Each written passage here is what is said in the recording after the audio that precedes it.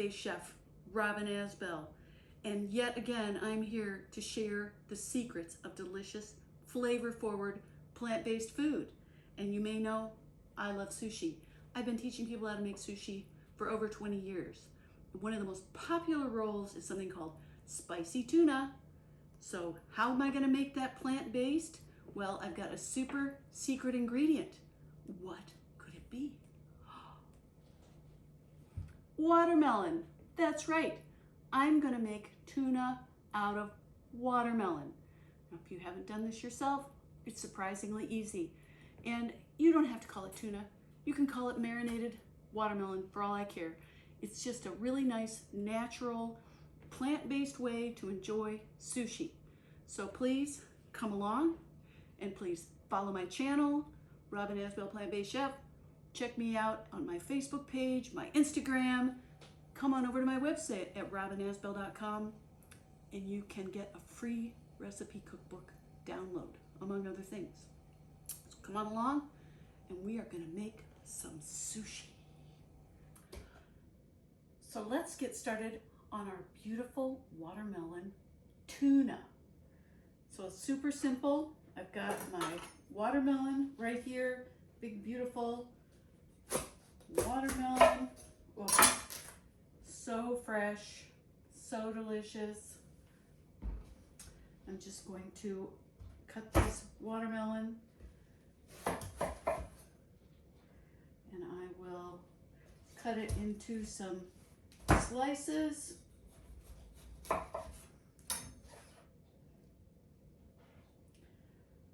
they are going to be very easy to handle.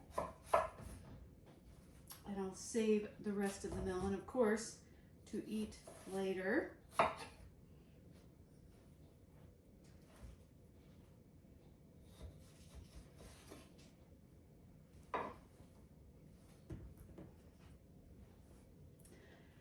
So I'm going to cut it into about 1/2 inch wide pieces. Now they're going to shrink quite a bit in the oven. So you definitely want to have a little extra length on there, but it doesn't matter. You're just going to put it all together in the final sushi roll. So I'll go ahead and put those into slices. And depending on the length of the melon, and I'll just put them in there. And we'll go ahead and get another one cut up. However you feel comfortable cutting the rind off of your melon. It is a little easier if you cut it into slices first. Some people like to slice the rind off while the melon is whole. But you're going to cut it up anyway, so why go to all that trouble?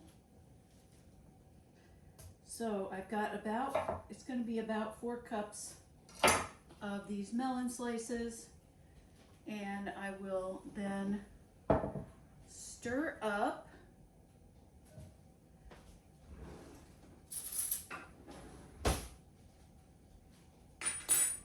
and then I will stir up this little marinade, which is just avocado oil, hot sesame oil, tamari, and brown rice vinegar. And I will just whisk it up a little bit and pour it over this melon, where I will marinate it for at least 6 hours or overnight. It's pretty flexible. You kind of can't just want to get to it the next day. So there that is, ready to go in the refrigerator. And in the miracle of television, I've got one already marinated. So I'm just going to take it out of the zip top and distribute it over a parchment lined pan. And it's starting to look a little bit like tuna. And that little bit of chili oil is going to make it taste like spicy tuna. So if that's what you've been craving, you can also do this with less chili and just kind of call it a neutral tuna. Or just call it interesting baked watermelon, right? It doesn't have to be tuna. So this will now go into the oven at 350 for 1 hour. I'll get back to you when it's ready. So it's time to get my tuna out of the oven.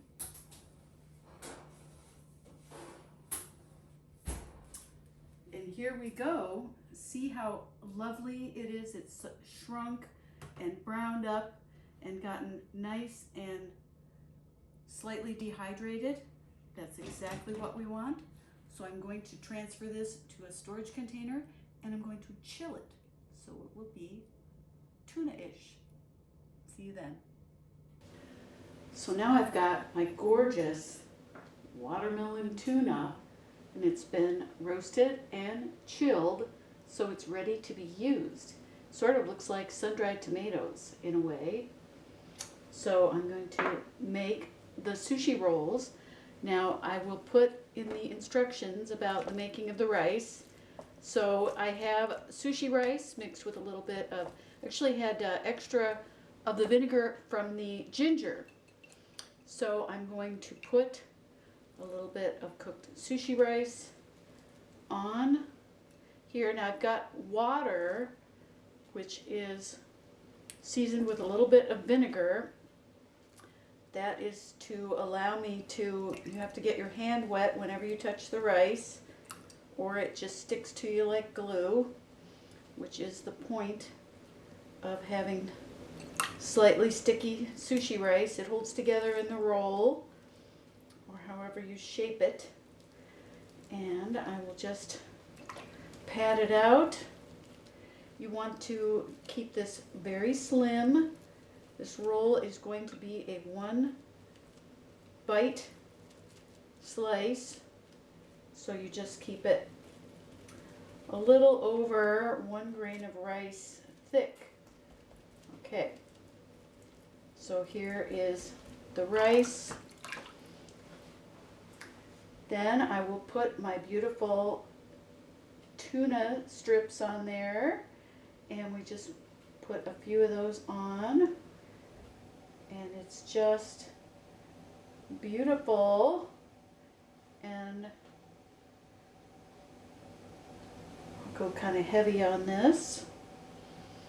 Then I'm going to put on some cucumber, just a little bit of sliced cucumber, and I'm going to put on a few of these are garlic chives from my garden, and you could use regular chives or sprouts. And see, I'm letting the flower tip hang out the end.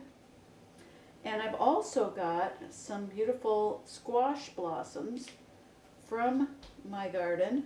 So I'm just going to put those in there. I'm going to tear some pieces of the blossom to put in there for some color and some flavor. And if I wanted to, I've got some nasturtiums, I might do some with that. So then this is how we roll. I've got my mat all wrapped in plastic. So fingers in front, holding things in place, thumbs in back, moving it forward. And we can just slip it back a little bit. So we dampened that last little bit so it would serve as the envelope, sort of the flap of the envelope. And then I've got my sharp knife, and you dampen that with a drop of water to help it slide through. Now the main thing to know about slicing is you want to use the sharpest knife you've got. So you can cut this into 8 or 6, whatever feels comfortable for you.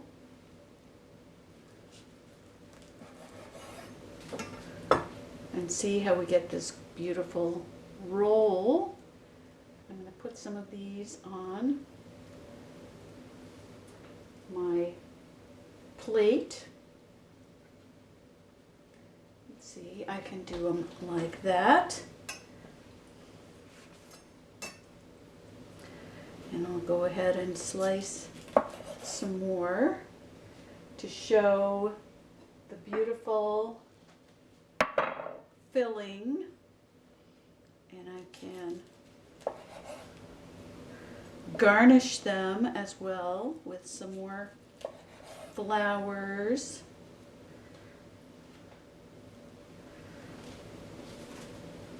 And we'll just roll another one in case you didn't catch that. So another sheet of nori. A little water. Keep it from sticking to my hand.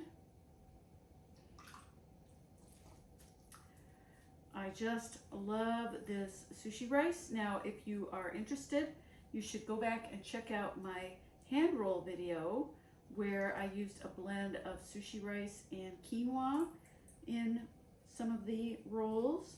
And if you're interested in eating more whole grain, that's definitely one way to go. I think it's an elegant solution because quinoa and sushi rice cook in about the same amount of time. So both of them are done and properly cooked, and you still get the sticky deliciousness of the sushi rice, and there's some whole grain in there as well. So I'll make another roll. In goes the tuna, which is just, this watermelon is beautifully soft and slippery. So we'll go ahead and fill that roll. I like to put quite a bit in there because we're not using a ton of other ingredients. And I'll put in the flour.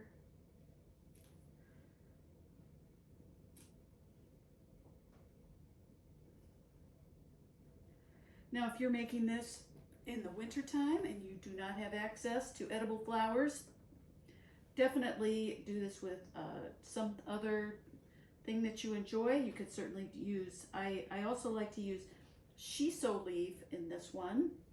And you can always use, again, instead of these chives, you can use sprouts. If you want, you can put some pickled ginger in there. I'm going to save it for service. So in goes my finger to hold it in place.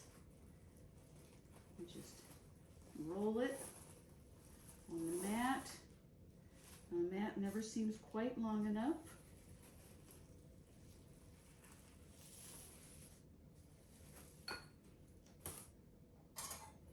Now, if you'd like, you can always do a cut like this.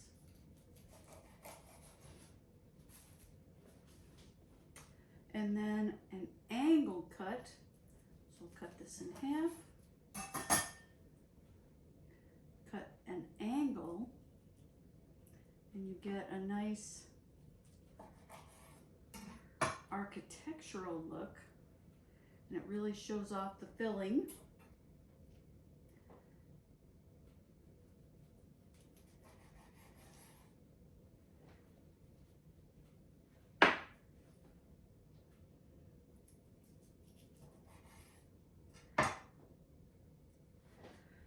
There is a gorgeous, gorgeous looking roll.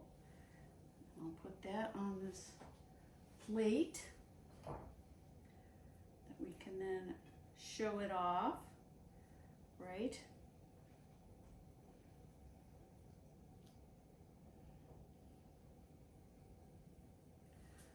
Put those guys over there. And here we have our lovely angle cut sushi roll. And we can always put on some of these edible flowers just for the visual effect because they are handy.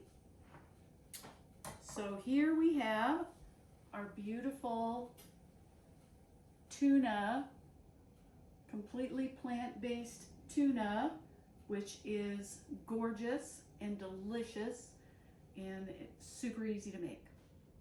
So there you go.